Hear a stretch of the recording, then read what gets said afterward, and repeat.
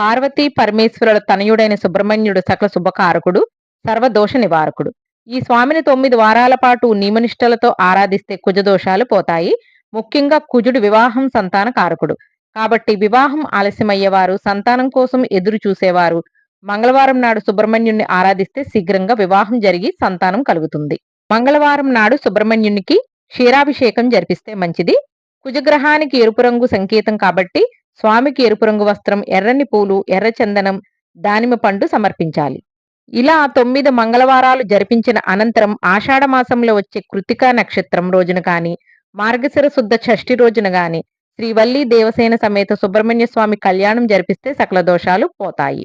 అలాగే దేవాలయంలో రావి చెట్టు కింద నాగప్రతిష్ఠ ఉంటే కూడా ప్రతి మంగళవారం క్షీరాభిషేకం చేస్తే సుబ్రహ్మణ్యుని పూజించిన ఫలితం వస్తుంది. స్వామి విభూతి ధరించి సకల గ్రహదోషాలు, పీడలు తొలగించుకుందాం. గ్రహశాంతి